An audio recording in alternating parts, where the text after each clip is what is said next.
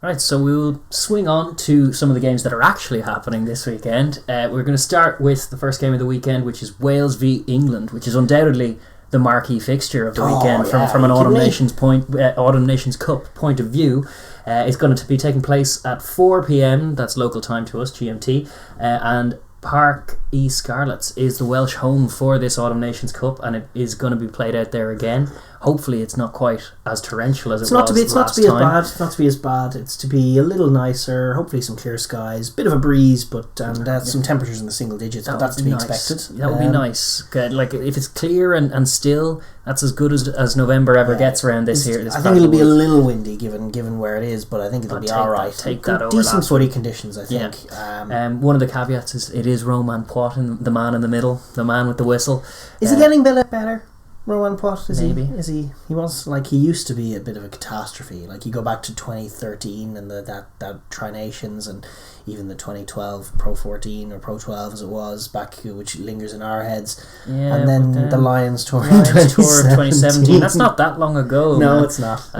No, he has destroyed some. He definitely has. He has catastrophes in him. Yes, he does. And to our point that we made earlier in the show about communicating, he's sometimes okay at it. But he's getting better. He's getting better at that aspect. But sometimes can be a little wrong. Just wrong, but hopefully not this time. In terms of colour, like this is a fixture which obviously it usually has a bit of fight to it, little bite, little needle. Wales tried to bring it against Ireland, but by and large the bite has been at a minimum in this competition. We haven't really seen it. As you say, with Wales it was there, but it was inaccurate. It was just ill discipline. There's a distinction between niggle and in just ill discipline. That it's a line that Wales have tried to toe and not quite got the right side of in the PVAC era, but they definitely will. This fixture historically is it's a proper rivalry, isn't it? Like these two love to get stuck into each other, love to absolutely smosh each other, and it's normally quite a low scoring but quite a physical contest in Six Nations. When it comes about, that tends to be the shape it takes. The problem though obviously is from a Wales point of view, and the discrepancy between the performances and the results of the two sides has been so stark that one wonders whether the niggle and the rivalry will be enough to close it out. I mean, from a Wales point of view, they started against Ireland by trying to bring that edge to the game, like they have in Ireland games gone by, and then Ireland sort of outplayed them and they really didn't offer anything, and so that just pittered away into nothingness, and they didn't really have anything beyond that. So that probably can't be their goal. But I think the dynamic is going to be, can Wales, keep the score down and make it tight and make it scrappy, and then strike, and then potentially we have an interesting game on our hands. Well, the way they've ended up winning the games that they have against England in the last kind of decade, it's been to and fro and tit and tat, but it tends to be large periods of English dominance punctuated by a breakaway Welsh try in the games that Wales win. That's how it can go down. So, and they're still pretty good at taking a try when it comes, and they do need to embrace that. Well, you can look back to earlier this year. They scored 2 tries in a game against England which they lost. Both of them were off first phase. One was kick return, the very first phase of the second half, and the other was a nice little strike move off a set piece with Bigger going in. So they know their way to the try line. They just need to be sure they're in the game when they get there, because that was the issue earlier this year. They kind of weren't. 100%, and then obviously dealing with the English physical would be a massive. In terms of the squads, we don't yet know, unfortunately, shooting this on Wednesday evening, who each guy is going to go for, but we do have some squad updates from each sides. Wales will be without Ross Moriarty for the rest of the window, in fact. That is unfortunate. And there's been question marks without assurances on the relative fitness of Navidi, Tipperick, Falatau, Johnny McNichol and Liam Williams. Now I think most of those guys are expected to make it. There was some talk that Navidi might be back this week. I think Falatau is kind of on the edge of it. McNichol looked like a bad injury, didn't he? Looked like he had a broken rib or something. They don't quite know, but I don't think McNichol will feature. Probably anyway. not, no. And then the other one obviously is Tipperick, who has the HIA from that nasty shot he took. That's right, and he was definitely unconscious on the pitch last week, and hopefully he's made a speedy recovery, but we don't, as we say, quite know just yet. From an England point of view, they have named a 35-man squad for the game, which you can pick a lot of combinations from 35 players, England, But interestingly, Cowan Dickey back, Harry Williams in there as a guy I'd love to see them get in a tight head. Exeter tightness in the tight, and Jack Willis comes in as well, and I wonder if they'll deploy Jack Willis this week after the back row doing so well last week. Could it be rather Eddie Jones to start Jack Willis and have him be ferocious as well? Yeah, see, this is it. They just have such clamouring for places and such quality, such depth of quality in a lot of areas that this 30 odd strong squad for one game is obviously more than enough to feature for the game, but it's just there are more guys left out of that squad too who are quality. They are in rude health as far as personnel is concerned, England, and this is a game they'll be looking to kind of steamroller through and march on towards a title. 100%. We are going to just take a quick preview of this game from the point of view of each team, and we're going to start with Wales. Yes, the home side on this occasion out in Clonethley. In terms of what they want to do with the ball, we've seen bits and pieces of sort of the PVAC system that was there in Scarlets. At its best, it can look flowy like Scarlets, but a lot of times that's coming off first phase or chaos phase kind of play. That kind of speaks more to the good instincts of the Welsh attacking players rather than the system or the shape itself. And for every little positive glimpse we've seen with ball in hand, we've seen at least one or two defensive lapses that have let the opposition, especially a top quality opposition, just take the game away from them. It's been the physicality that they've struggled with more than anything, and they took Nick Tompkins out to try and cope with that. But when Tompkins was there was actually a nice bit of spark. There was some spark, and I think they will need some spark to beat England. There's also some nice touches, like I remember the try they scored against Ireland this year. I think they lost that game, but Alan Wynne-Jones had a lovely touch where he got through the line and got his hand back inside. Yes, lovely big goal forward. Just getting those big rangy forwards in the wide channels and moving the ball to them would be an area that you'd look to. They've struggled to cope physically, and like what we were talking about with Ireland against England, there's scope to get outside them if you fracture their line a little bit and then move the ball, and I think Wales are more likely than Ireland to find the space if it's there and get it into the hands of some pretty dangerous back three players. It's true. Louis Rees-Salmon, very exciting. Yeah, even in an absolute deluge and a game that was not built for wingers, and him on debut, he managed to grab a nice score against the Georgians last week. So there are little kernels of optimism and positivity even in these Welsh defeats, and the fact that they, albeit against Georgia, they ended that losing streak. They did. It's now over. You can no longer say X amount in a row with regard to Welsh losses, so that's parked. And now this is just a golden old rivalry, and they have home advantage, albeit without the crowds. And I hope they'll look to get after England. I would be very disappointed to see an ill-disciplined and disjointed showing from a Welsh team, and by the end a disinterested one, because that would really... It would kind of be one of the funeral nails that you could hammer in this tournament as far as the teams just not taking it seriously properly. But you want to see Wales try and go after England, try and score against them, pressure them. Launch off set piece. I mean, we've talked about that today as well in terms of teams struggling to get offense off. Some of the most valuable possession is off clean set piece, and if they can secure good line out ball in particular and launch off it, and even scrums, if they can ever get their scrum solid and set with their new front row in there, if they can launch off it and work a move a la France last week, there's gaps. There's always going to be gaps there to try and exploit. I think a crucial area as well with the ball is going to be the kicking game. It always is when Wales meet England. Both sides have been physical. England have been kicking everything. Yes, they have. Everything. Well, sure. Actually, even with the last time they went out, the two teams in the Six Nations, England obviously have myriad different options. They opted for Ford, Farrell, Slade. Their most kicking-y and expansive-y of centre midfield partnerships that they could go for, and they sat deep and moved it, and they kicked a lot of ball. Both sides do kick a lot of ball in this contest. And like the way the dynamic has played out in times gone by is neither side blinking, just waiting to edge the kicking battle. And if Wales can win that and edge that territory battle, that'll be a huge avenue in the game for them. But it's a big job. It's why you'd wonder. We obviously only touched on squads, but the decision to make it 10 that everyone's talking about over in Wales, whether Sheedy gets the nod after a lukewarm debut against Georgia. My instinct would be Dan Biggar. I know Biggar has been struggling for form, but he's Still the best 10 Still the in best Wales. 10 in Wales. It's a similar situation to Johnny Sexton in Ireland. Yeah, There there's really isn't a lot of people better calling option. for Johnny Sexton's head, but it's like, who's better? Yeah. And that's the same equation for Bigger. Yeah, It's and Bigger's by far their best kicking forward. He's the most likely player to step up and put together a really solid kicking performance and win those kicking exchanges against England. He's also their toughest 10 in terms of making the game about that, and these are invariably physical and gritty things. The man doesn't shy from contact. He's not shocked by a big physical English smosh. Yeah. He'll more likely get up and put in a good play in response. He has that kind of temperament about him and that physicality about him. So yeah, I think he's, for more reasons than one, the right option for this game.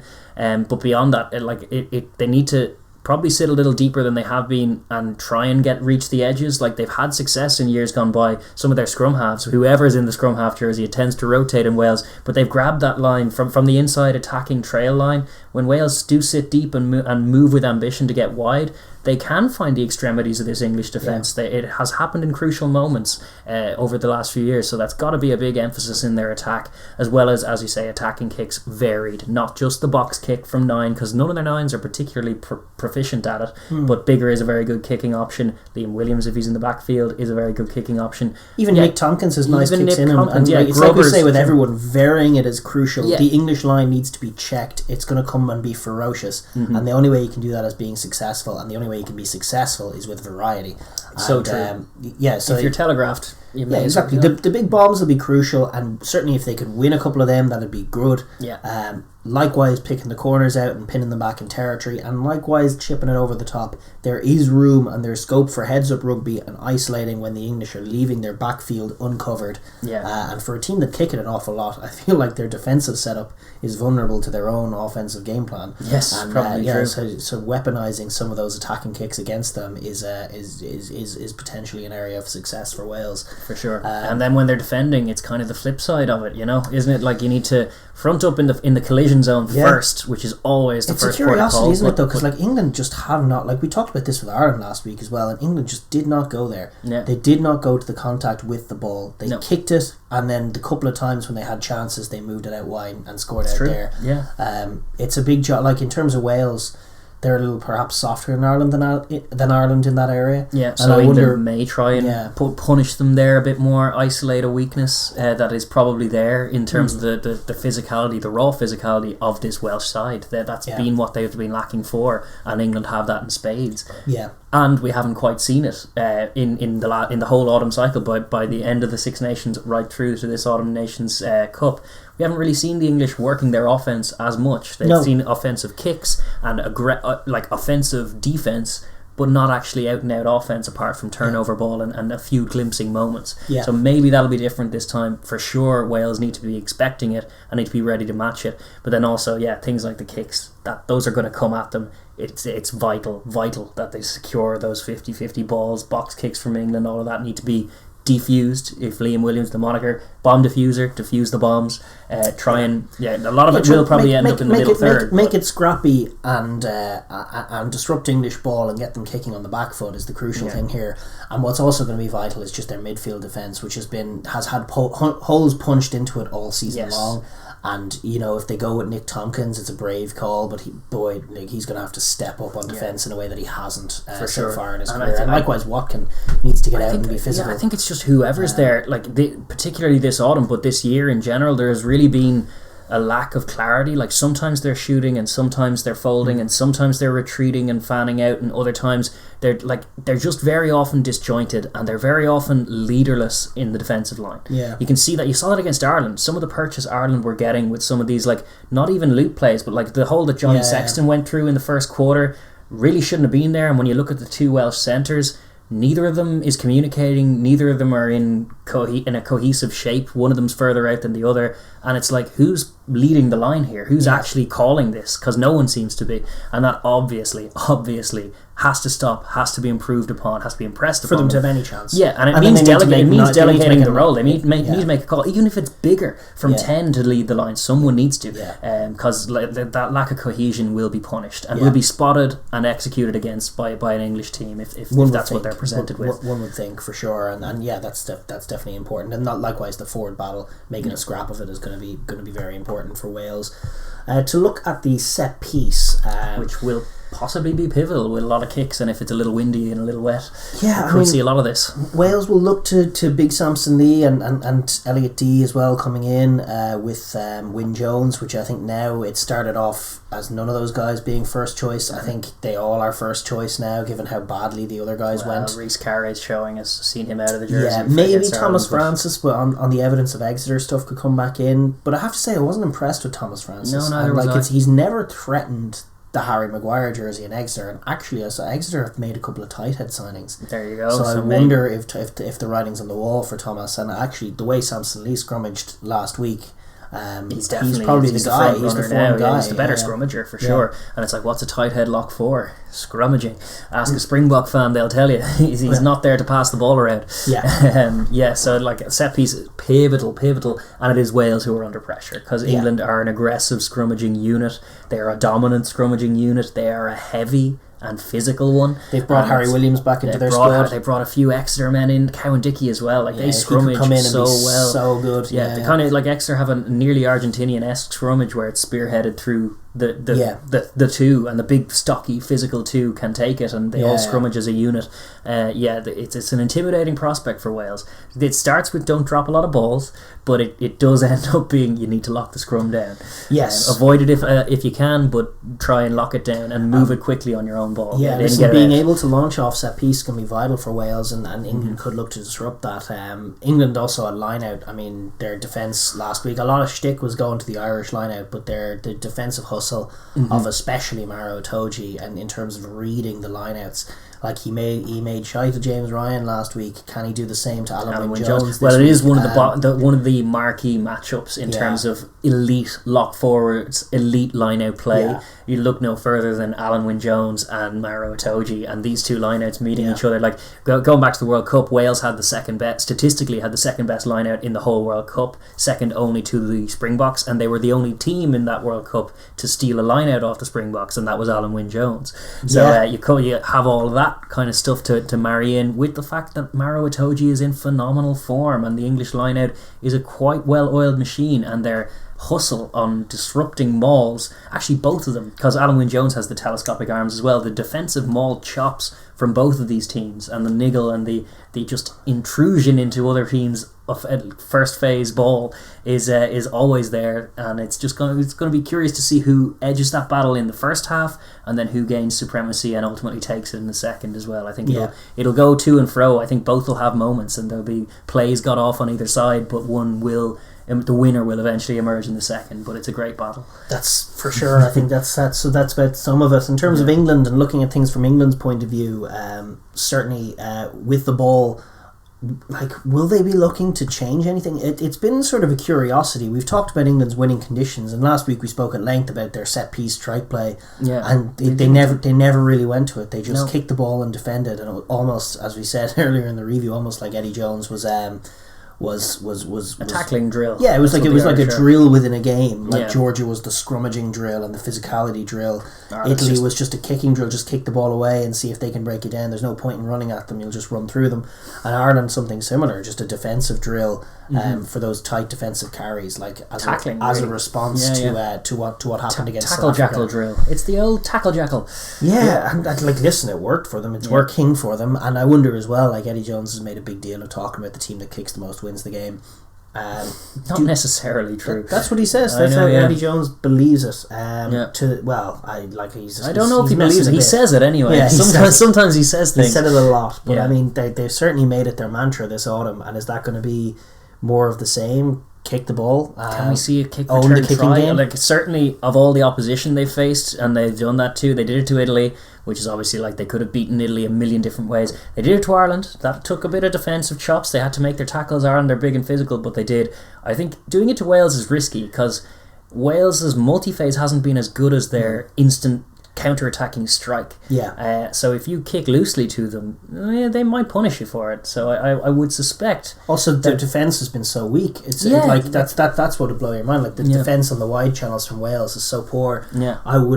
I would definitely love to see England mix it up a little bit, and like, if they have this guy Ollie Lawrence in at 13, who was physical enough in the Ireland game, but didn't perhaps get enough opportunities to show what he can do. I think that 13 channel could be an area that they really look to expose, and their lovely flowy attacking system, when it's at its best, is a joy to watch. And they went to it a few times against Ireland. You saw some beautiful passing from Slade and from Farrell, and obviously Johnny May is a killer on the left wing. But just working those dynamics and working the wide channels against Wales is an area where they're pretty soft on defence, and you can get through some tackles and really start to build up a momentum. Just ask some questions with the ball in hand a little Wales will relent if England force them to make a lot of tackles. England are more physical, they're also sharper, have really slick offensive players, and I would like to see them keep the ball in hand this week. I think they've mixed it up a lot, and I think it would be an interesting message in terms of Eddie Jones sort of toying with his food a little bit in this autumn series to win a game a different way than the way that they have been winning games. There's definitely scope for it. As far as then defence is concerned, like, they could lean on the defence again, as they have done. Like, their defence is ferocious, it's physical, and it's playmaking all the time. The best plays they make, heads up defending. It's great. Underhill, Curry, but mostly Maro Itoje, and it's just an extraordinary footballer. And if Wales want to run at them in those areas, those guys might be finding a blind alley a lot of the time. Ireland never really tested that 13 channel with Ollie Lawrence, and Wales might, and I think it is a job, whoever they go for, whether they mix it up and change it up in the back line as well. Wales, I would like to think, with Wayne Pivac in charge, a Kiwi who likes to run the ball, are going to be looking to access those wide channels, and are going to maybe try have dangerous wide men out there. They should be trying to utilise those ref weapons, Reece Samets and such. It'll be their biggest test yet from a defensive point of view. They obviously only shipped the nil last week and didn't ship anything against Georgia, and I don't even remember what happened against Italy, but it was brutal. But I mean, from their point, from an English point of view, if they want to defend, Wales are going to offer a lot more, and it's going to be a much bigger job for their backline on defence as well as just their forwards who are making most of the tackles. Spread the load a little more. It's just a different test, and I wonder what the prudent decision is. My instinct is to just back themselves with ball in hand to try and get the job done, but if the more recent evidence is to go on, if it's not just a tactic for each game, if they're planning to really kick the ball and impose themselves on D, like we highlighted in the review segment, their setup on box kicks is great, where they have either one of Curry or Underhill or both in the second chase. So the first man goes in to kind of make a mess with the competitor or make the tackle, and then the first man in is a Curry or an Itoje to steal that ball. Like, they have worked in those innovations that make kicking really a good way to exert pressure and to try and work their territory game. But if they really want to reflect on it, like, that Ireland team were so unclinical last week, and they only had 30% of the ball because they were kicking away so much. If they'd kept it enough to even have 40% of the ball, they could have racked up 30. And you got to feel like Wales are a bit more porous than Ireland at the moment. Maybe the answer is to back yourself. I think that's right, but I also think from a defensive point of view, when they are defending Wales, the key is to start on the outside and work in, and not give Wales space in the wide channels and force Wales narrow. Where they will lose. They're not running off each other that well in those channels. They're really looking to get it wide. Their wingers aren't coming in off their wings very much. And very often the picture that's presented, if it's shut off on the outside, a guy like Bigger is either going to kick the ball or go right back into trouble into the contact area. And when their forwards, while useful players, are not a match for this English pack, that's where they want that battle to happen. But the only way they can make it happen is by shutting out that outside, and that's going to be a vital area for them to go to. So good. Also, watch the backfield, because Wales will chip it in there. I think they will do a better job. Both pendulums will need to be alert to that. Not even the pendulums, but like when they're flying up out of the line, that Stockdale try that they conceded was a little nugget of what their defensive system is leaving. And if Wales can pick up on that, they've just got to have an eye on it. Bigger has a little chip in him, to be honest. They just got to have to watch it. To be honest, the Welsh are more likely to execute than the Irish in that kind of space. But with all that said, what do you think's going to happen? What are you leaning? I can't see Wales doing anything. I was very sorry to our Welsh subs. I was ready for them to show up, to rock up in the match against Ireland a couple of weeks back, and historical precedents and all of that. Just put some pressure on them and humble Ireland a bit. And they offered a bit of niggle and a bit of bite, but they were so off the pace on defence and attack. And England is such a step up even from that. And even last week with the change side against Georgia, they're operating on minimal confidence. They're not moving the ball very well. they're not managing the contacts very well, and England are just a massive step up for them, and I can't see it going any other way than a big win. There is always a Welsh win out there. They're much better than they've been playing as players. That's true. But in terms of what I think will happen, just based on the evidence I've been seeing, I think England have to win this. I think they might be, as they were against Ireland, not like better value than the scoreline suggests England in terms of their dominance of the game. It could end up being like a 10-point win, or even as it was in the Six Nations, a 1-score game because of a late Welsh comeback. But I think ultimately it's rare. These games are rarely blowouts, but England do seem a bit too good. Like if Wales are to pull off a what would be a shock win, albeit a home one here, it would be shocking given just where England are at versus where Wales are at. But it'll have to like channel a bit of that Puma energy you were looking at 2 weeks ago, where it's all pride and just real ferocity and like getting in the faces of England and making them uncomfortable, upsetting their rhythm, trying to make it an absolute scrap in Parc Y Scarlets and edge that with a few key strike plays. I would love to see them do it. I know they have it in them, but I'm only giving that around a 10 to 15% probability rate at this point. I think it's much more likely that England are just a bit too good for them, a bit too strong, grab the key tries where Wales possibly don't, and probably edge it by a score or two. Maybe a 2-score game. Around that, I would say. Yeah. Easy prediction, but I think that's what'll happen. Maybe they'll prove us wrong. It's happened before. It has happened before. Too many called the Pumas win against the All Blacks before it happened. We weren't one of them either. Anything can happen. It's true. But that is definitely the game of the weekend. But we will.